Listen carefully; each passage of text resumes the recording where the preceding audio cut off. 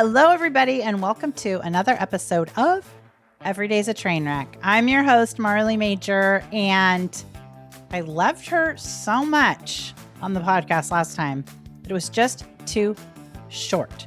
So I brought her back.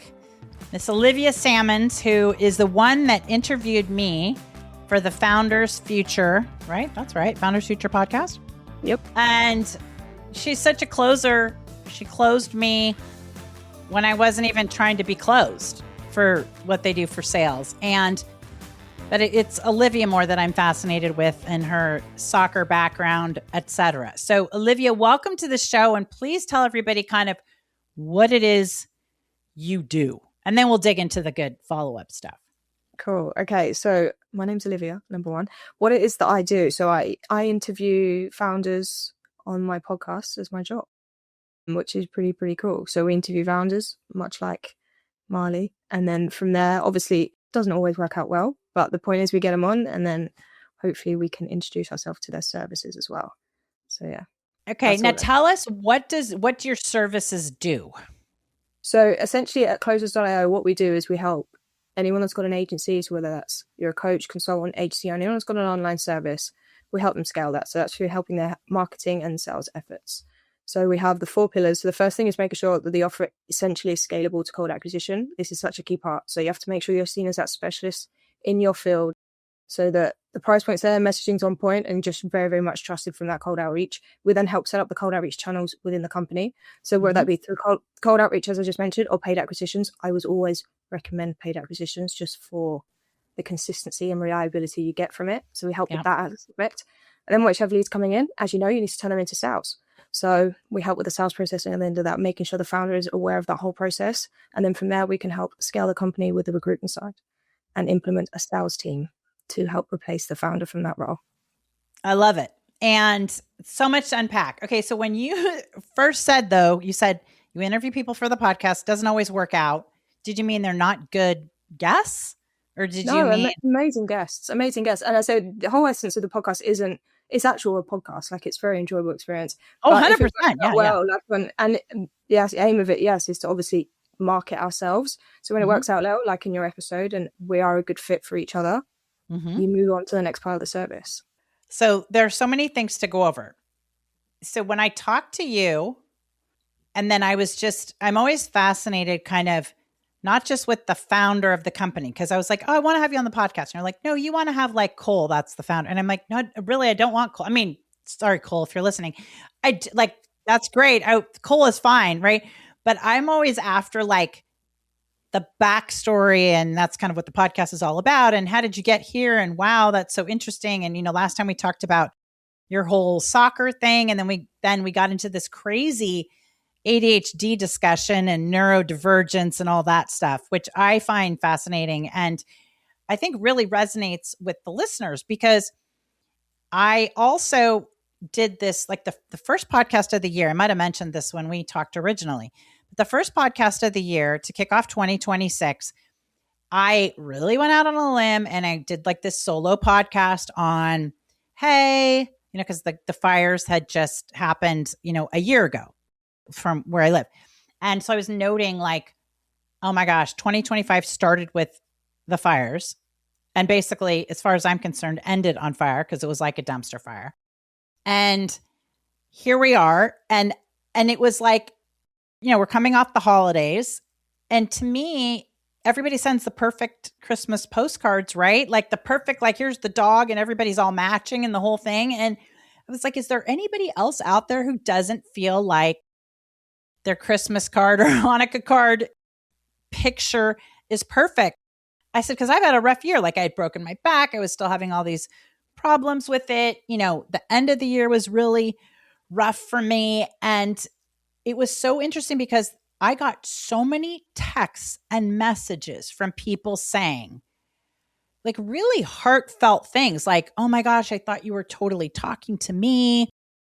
I really resonated. I had a rough year also, et cetera, et cetera. And where I'm kind of pulling that together with ADHD and like neurodivergence and what we are talking about on the other podcast. If you guys, by the way, haven't listened to Olivia's other podcast, make sure you listen to it. It's short and sweet, but it'll make sense for this one.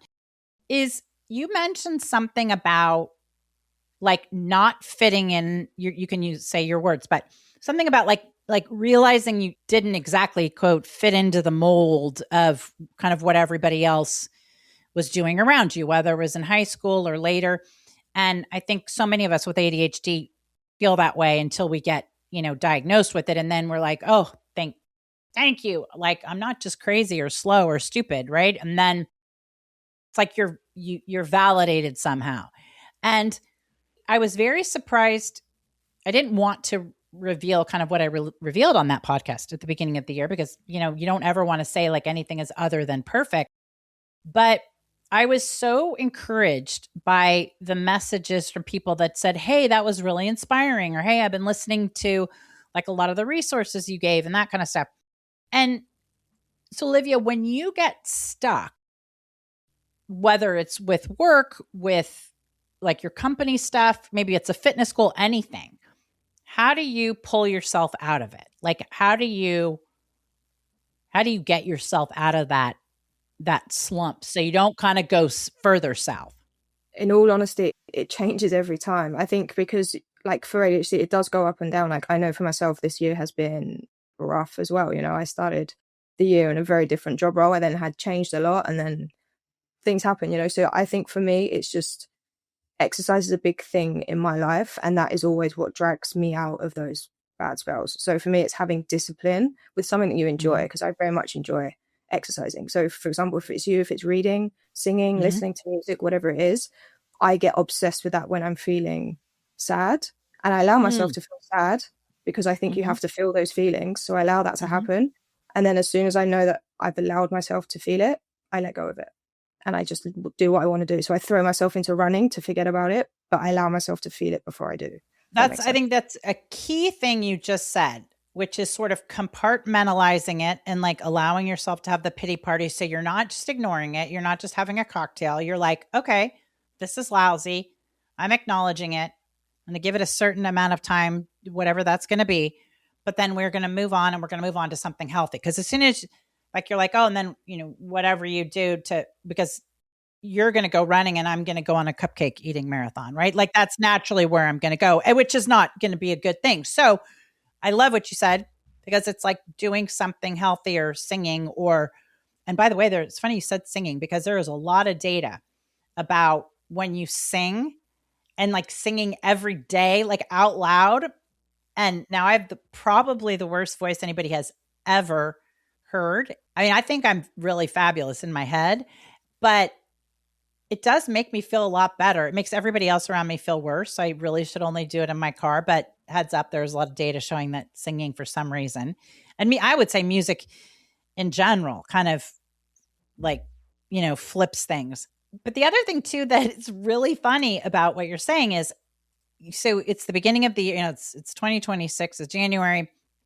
We're a few weeks in, and I've had I already told everybody at the beginning of the year kind of started as its own dumpster fire, but I've had like really specific goals. I always do, for business, personally, etc. And what's so funny is when the student is ready, the teacher will appear, right? So you guys pitched me to be on the podcast. I was like, yeah, sure. Had no intention of I was like, what am I going to sign up for sales stuff, right? Like, I think I'm a pretty good salesperson, but I just wasn't even thinking of that. But in order to have you on the podcast, I said, yeah, I'll have my call with the guys. And then it's Amar, right? Or is that Amar? Who's that happens after the podcast. Yeah. Yeah. So after the podcast, but his name is Amar, right? Yeah. So then I got flipped like, okay, just talk to him. And I was like, okay, great. And I then signed up with you guys with this 12-week program, and I was all excited. And I'm telling my assistant, and she is like, what, we're like relaunching the website. We have like 9,000 projects. Like now we're in sales school for 3 months. And it was like, yes. Where I'm going with this is, this week has been a really busy week, as was last week. And so I just listened to Mr. Cole Gordon on my sales videos and my pitch videos. And then the other guy, I forget his name. So it was kind of like, I feel like what you were doing with running, right? And it was amazing because it kept my mind occupied on good things. Like I wasn't I got distracted in the best way. Plus I felt like I was being proactive and like productive. So I wonder, do you think there's a certain component to that as well? Like you do something to distract yourself, but like afterwards, like you're getting a runner's high, or I'm probably getting some kind of dopamine or something, just feeling like, oh yay, I've learned something. Yeah, 100%. I think a bit of both of that. And also I think with ADHD, like what you have to remember is we get distracted a lot. So like, Yes. so the thing with like, for me, what's running, it's a distraction so that my brain can start thinking. When you're doing something else, your brain is still working in the back end. So it's like another distraction for me is cooking. Singing as well. I can't sing to save my life, but I love listening to music. So cooking is the same I kind feel of thing. better. It's Okay. anything that's like, for me, like a manual task. Like I love ironing for the same thing because you can just get lost for hours. Wow. Okay. I love ironing. It never Yeah. dawned on me that that could be an ADHD thing. I wonder if that And I think it's actually, just a good enough distraction to keep you entertained. And my brain just goes on reels. I like come up with ideas, whatever. Like I sort out any bad thoughts. It's like it unravels itself. And it's, for it, me, it's the same effect if you're working as well.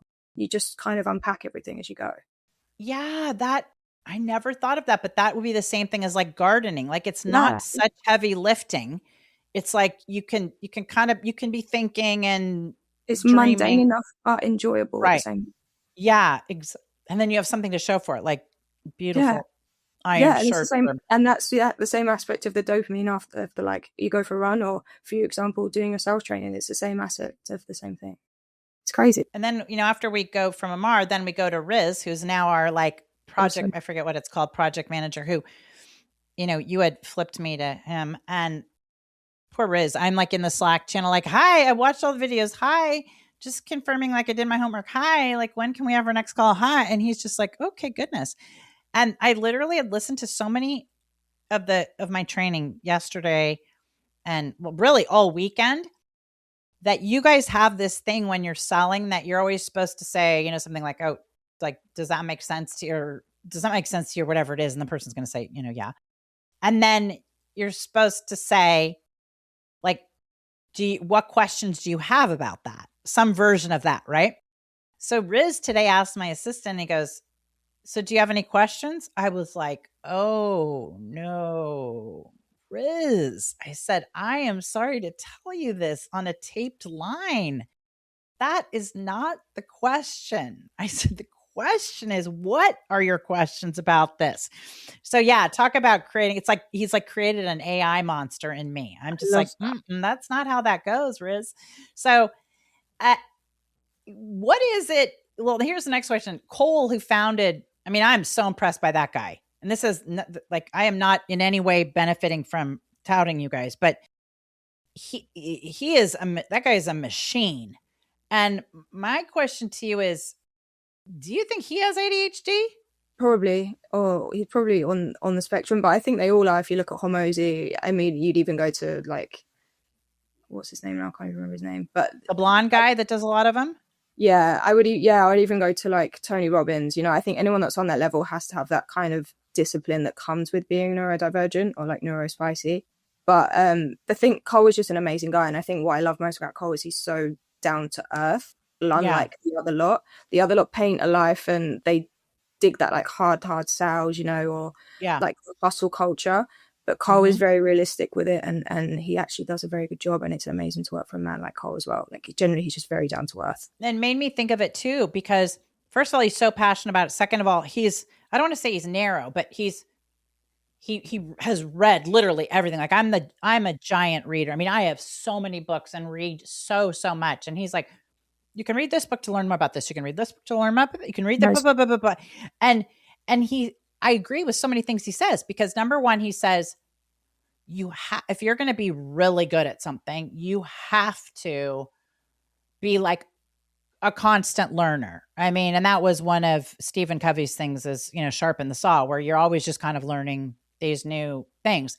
And another thing is how he talks about like going really deep into these subjects. But the other thing too is he's like big exercise guy too. It seems like and I think I know Anthony Robbins is. And then the other guy that does the videos, I'm sorry, I'm blanking on his name, but it seems like it's like there's a discipline and a structure. And for me with ADHD, I always feel like I don't want structure. Like, I don't like rules. But I think it is really important. What do you think? It is. Structure with ADHD is very important, and I know it's like very against the grain, but particularly with exercise, it again, I don't know what it is about it. Like I've not done that much reading, but I just do know that if you exercise calms the ADHD brain. It allows you to unpack and think. It's like the best thing you can do for it in terms of clearing it. Mm-hmm. So I just think having that level of discipline helps you throughout the day. And if you enjoy exercising, it makes it so much easier to do as well when you have ADHD. But Yeah. they definitely come hand in hand. And it was part of like my football journey was all ADHD as well, because I just got obsessed, and then you don't want to stop. And that's the thing is what people don't realize too is like, yes, we're totally distracted at times, but we have the superpower of being able to channel right into like, like I say, it's like burrowing through concrete. Like once I get my mindset on something, forget it. There's nothing going to get in my way. The most random thing as well, like just out of the blue, and I'm like, suddenly I know how to make candles. I'm like, yep, like exactly. I have the candle make. Maybe you can come over and make candles with me. You know what? You're so. And then it's like everything about candles or everything about an app. Like we're supposed to sign up with Go High Level, right? And we use Kajabi, this kind of CRM, but they're like, oh, use Go High Level, and I was like, this is so not what I need to do. Now I'm like going to be watching every training video about freaking Go High Level. Like this is so. How is it so much better? Like it's just so easy to use. It's just so simple the way it flows. I used to use Go High Level for about like 3 years. It was really good. Really and good. That's how you guys put all your lead, like how you kind of organize yourself, right? Yeah. So that's one aspect of it.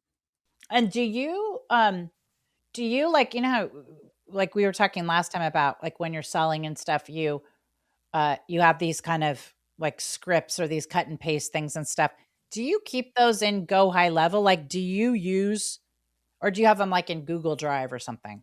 I keep my ones personally on like my notes page on my MacBook, just because they're my ones that I've made. But you can put templates on Go High Level, and I've done it before. But I just think it's a lot easier to copy and paste it, because I have when I used to use Go High Level, I used to have like 8 tabs of it open. So and that's annoying. So I could use it for dialing, and then obviously for the CRM, for messaging, whatever. So I used to have them all open, so I just switch between. Like kind of going back to the sales thing, like if people are listening to this and they have their own company, because I think sales is one of the hardest. I am kind of naturally good at sales, but I think for other people who have their own businesses, we seem to forget that you actually constantly have to have leads coming in, right? Because there's natural attrition in business. There's just like some of your customers are just not going to use your service again or buy your products or whatever, just because that's how it goes. Yeah. They just might not need it. They moved, whatever it is. And I think as entrepreneurs, we get so in our heads and focused on like the jobs we have, or like, as I say, for event planners. And we forget that you've got to have like ads running or something that's constantly bringing people to your front door. And that was a real benefit to me of listening to your training stuff. We normally are slow in January, kind of January and February. There aren't tons of events, tons of events, the types of events that we want to do. But it really got me thinking, like, I could actually change that, right? Like I could, do these like paid ads and focus on actually filling my funnel during those down times. And I think the other thing that's great about your processes is there's kind of like, there's no excuse. Like you guys help us set up the structure and framework, and then we've got to follow our little A to Z checklist. And then you need to close your mouth, because unless you're not doing your homework, it's going to work. With regards to the events company, but like even you can apply it to anything. Like the problem is, I think a lot of people, especially when it comes to online selling or like the high ticket space, they act as if it is a restaurant or like a shop that's popped up, in a mall or a shopping center, where they'll get like full traffic and people will just find them. If you're not bingo adverts out there, no one's gonna know you're there. You hit the nail on the head, and I never thought of it that way. That yes, a retail space is expensive, and it's certainly not for everybody, but you're right. It's the foot traffic that's constantly going by. And so there's that constant opportunity to like, oh, see them, see their branding, see their, take a selfie in front of their shop. But the rest of us who have businesses who don't necessarily, we have an office and stuff, but it's not like a retail space. Yeah. But you forget that we're in our head so much about our business that we just think everybody, of course, they know we do X, Y, Z, but they don't. And especially, I think, with events and other creative industries and with social media, I think sometimes we see stuff on like Instagram or we see it on TikTok and we think like everybody just naturally gets all this business out of it. And I'm sure some people do, but I think the ones that probably do get a lot of business out of it are also ones that are like actually running ads or paying to go to that video of them baking the cake or decorating. And so if you're somebody who is not getting a ton of business off of social media, like probably because somebody else is paying a lot of money for it. Right? Yeah. Or they're messaging some point. It's all about as well the ICP you're looking to hit. But a lot of people run ads and don't know how to do it. The great thing about that, I think the biggest thing to remember in business when you're talking about all of this is that you should never assume anything. So you should never assume that anyone knows who you are. You should never assume that anyone knows what you do. Because if you think about yourself and how you see the world, like I don't walk past and pay attention to anybody else.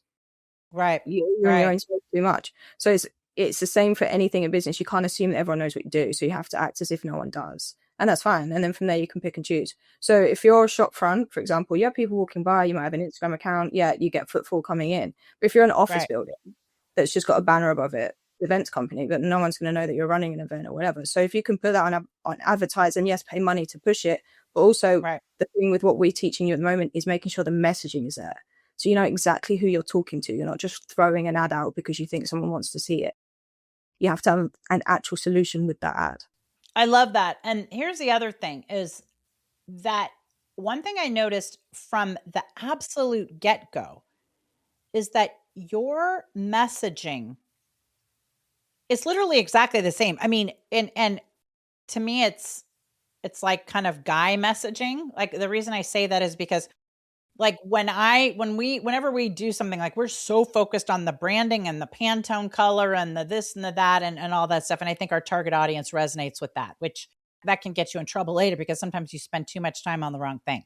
But the reason I say it's guy messaging is like, I feel like these guys pull up the Google Doc with like, these are the 4 things that closers.io does. Right. And I swear to you, I feel like then your ads or your board that we work on, I feel like everybody's just cutting and pasting those exact things. And which is really nice because it's like we know what you guys do, you know? The thing of what a lot of people do is use a lot of jargon because they mistake marketing for advertising. Yes. The colors and the difference. So I can't tell you exactly the difference, but tell us in your opinion what the difference. So for me, marketing is more psychology. So marketing is part of the sales process. And then you have advertising, which is the branding, the graphic design, the colors of the logos, the fonts and whatever else. That's to grab people's attention. With marketing, you need to talk to their pain. You need to tell them why they need you or why you need them in essence. So that's why the messaging is so clear. And it is very bro messaging, but it's direct and to the point.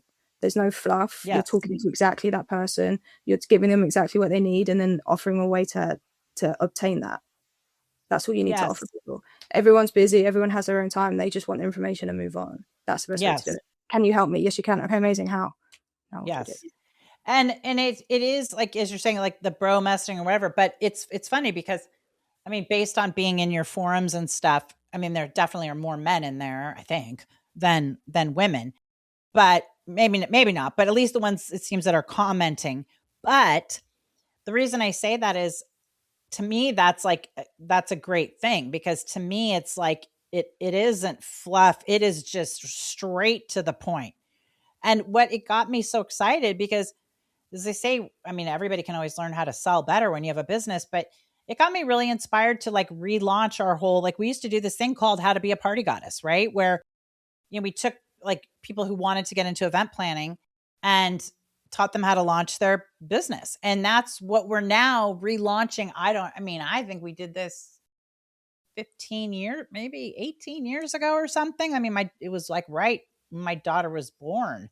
She's going to be 18 in April. It was when we kind of started this process of creating this digital space. And then, COVID happened and all that other stuff. And then, but when I'm talking to the guys, I was like, I'm actually like really revved up. I think you get to a point in your career where you don't necessarily need to be the one doing the events. We still do them, but it's so exciting to me to be able to like encourage other people to like put air under their wings and get them like launched into whatever amazing space they're going to be in. So it's really cool and rewarding. Who do you think succeeds the most in programs like yours, or just even in sales in general? Like if you had to describe the type of person or the attributes?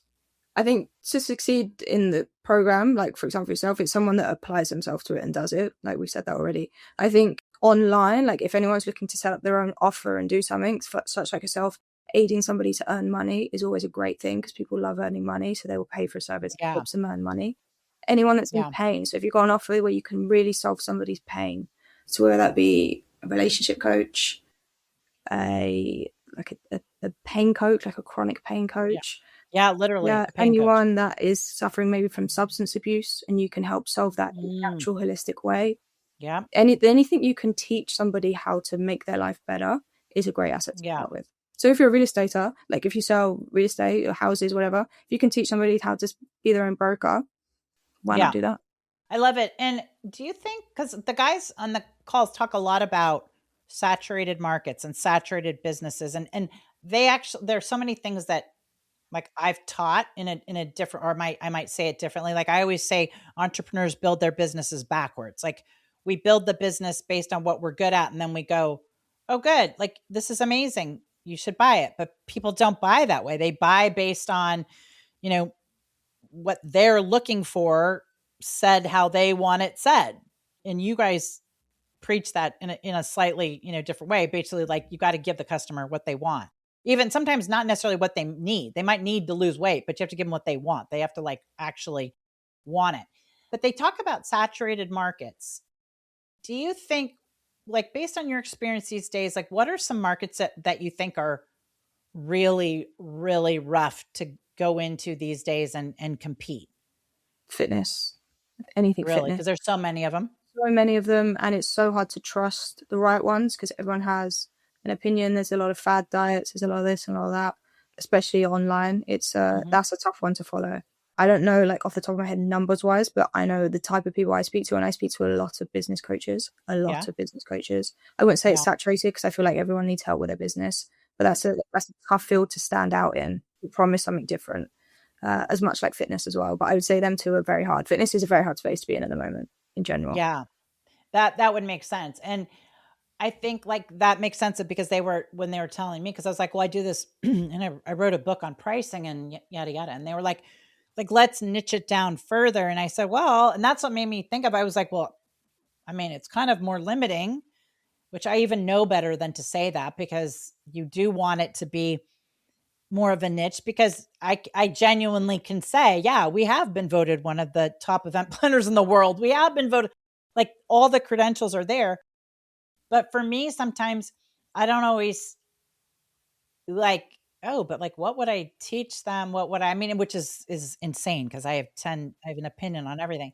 But I think you're right. When you say like business coaches or whatever, I just go, oh my gosh, like there's like everybody's a business coach. But when it gets really specific, like we teach people how to do this so they can, solve that problem. What do you think are some spaces that you think people should get into? So if like somebody's looking for a side hustle or somebody's looking like listening to this podcast and kind of like, well, I don't know, maybe I do want to leave my job or maybe I do want to start something. What do you think and it can even, what would you want to see out there? I don't know. That's a very good question though. That is a very good question.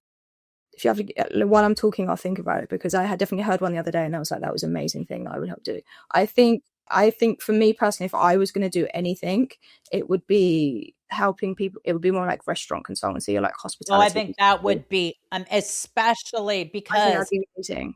Yeah, I do too. And especially these days, because there are mom and pops, there Literally. are like even I think you could crush it.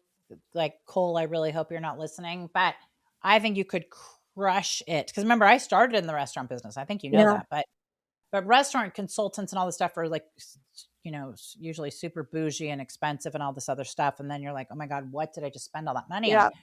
But even like for you, even if you did like the mom and pop thing or kind of like the non-franchise model, right? Like let's say assuming that somebody started because they're a great cook or it's a family business, et cetera. But even like monetizing food trucks and stuff, Well, that's I cool. think that would be so cool because that is Yeah. literally, those are like all over the world, right? Yeah. And there are so many mistakes you can make because I mean, it's the money between the wallpaper and the wall, right? It's Yeah. like the margins are so thin, but yet some of them do so well because they're so smart about marketing, right? And yeah, so anyway, little plug, I think you should consider that. And what do you think makes the best kind of guest on your podcast? Someone like you, actually, just Oh, that's thank not you. not easy to sell to, but someone that's open. That was a joke. Someone that's open and having a good conversation. It's very hard to pull blood from a stone, if to put it Yeah. bluntly. So if someone's a bit nervous or a bit shy, I try my best to make everybody feel comfortable. But Yeah. it's a lot easier for me if they're willing to talk because I will run out of questions to ask otherwise, and it doesn't make for a great conversation. So it's nice when they have their own personality and they're comfortable to use it. Like, do you get a lot of those, like people that you feel like are, I mean, they might deliver, but do you get a lot of people who are nervous to be on?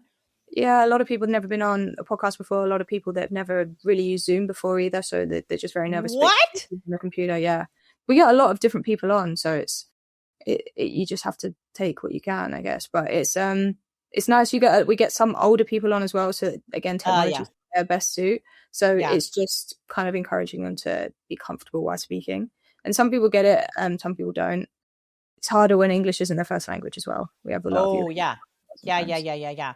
Plus, you guys go so fast. I'm telling you, I think anybody in sales, I mean, I think everybody tells me I talk so fast. They're like, wait, could you just, but my goodness, I talked to Riz, I talked to you, I talked to like anybody that's been part of your, they're like, But like, both me and Riz are from the UK, so we speak a lot quicker than Americans. I do oh know. my Lord.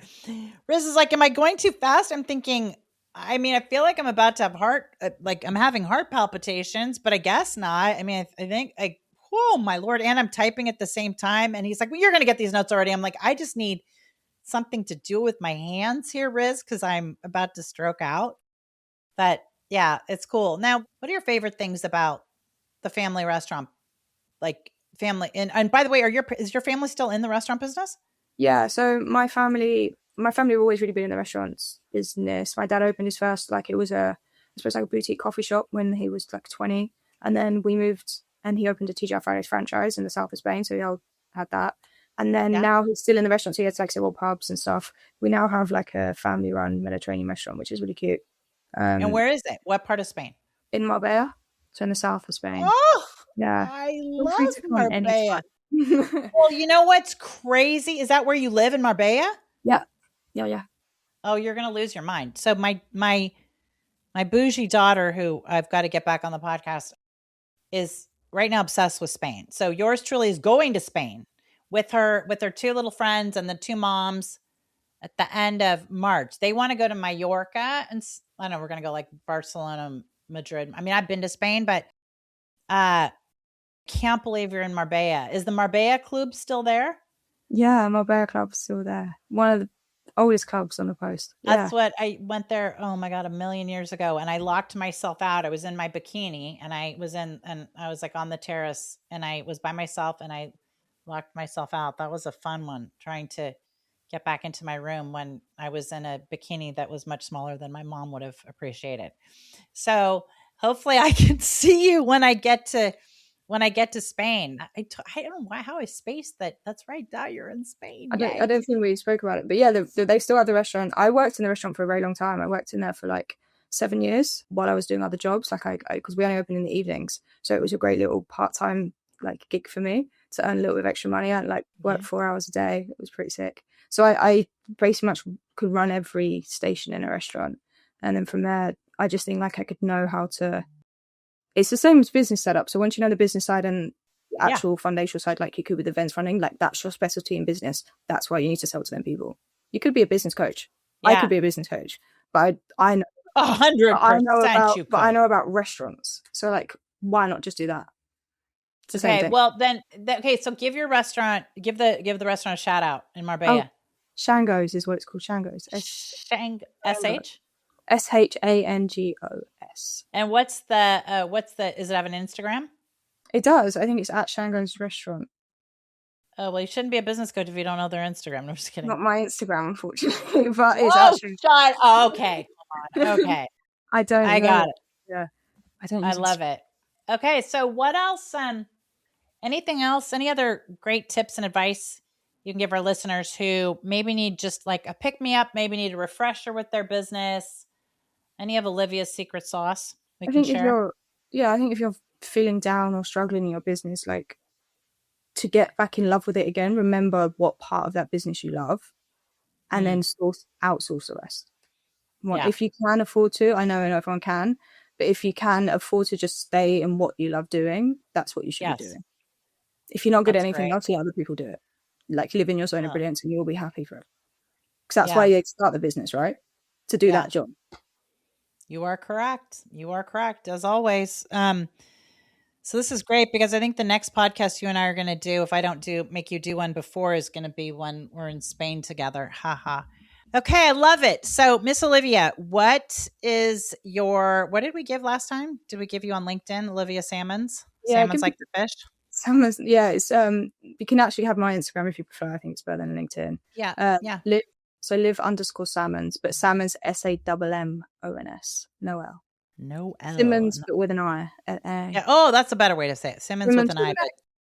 I love it. Okay. Well, Olivia, I love talking to you. As always, I'm going to be talking to you like next week just to be talking to you, I'm sure. I want updates on training. I'm here for it. I love learning and enjoying. Okay. Well, then everybody will be learning together. So, and plus not to mention the whole ADHD conversation, I think is very relevant. Even if people don't officially have it, oh my God, we can help you. I have a question or a request. If I ever do come back, can I ask you some questions next time? 100%. Dude, yes. We'll tape another one next week that will air later. And then you can, in fact, you know what? Let's absolutely, you guys, let's do that. In fact, we're going to switch and you're going to interview me on my podcast. How about that? Let's do that. Email me over a topic, or if anyone wants to suggest. No, you know what? I think you should come up. Why don't you come up with the topic? And then that you're the interviewer and you be spicy time and you've talked to me enough now. And that'll be awesome. Okay. So I'll email you and we'll book something for next week, but yeah, I love that. And then, okay, this is great. Like if this were your podcast, Olivia, how would this go? I love that. I think that'd be so fun. Okay. Well, thank you for your time. Thank you for your tips. And everybody, thank you for listening. And thank you. If you haven't already subscribed, please subscribe. Please make sure you get notified of new updates, comment.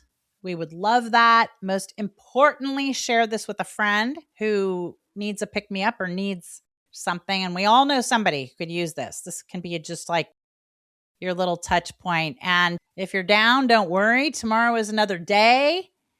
You've got Olivia Sammons to cheer you up, and maybe we should just all meet in Spain. I think it's going to be very hard to be in a bad mood in Spain. So, muy bueno aquí. Yeah. Oh, I love it. Okay. Gracias a Dios. All right. So you can find us every day as a train wreck, and then you can find me on Instagram at the Party Goddess. And before we tape that thing for Olivia, if you want to put some questions, I don't know. I still think you should have fun and just ask me whatever. I will do. That's a great idea. Okay. Yeah. Love it. Thanks, Olivia. Talk soon. See you guys next week. Bye-bye. See you later.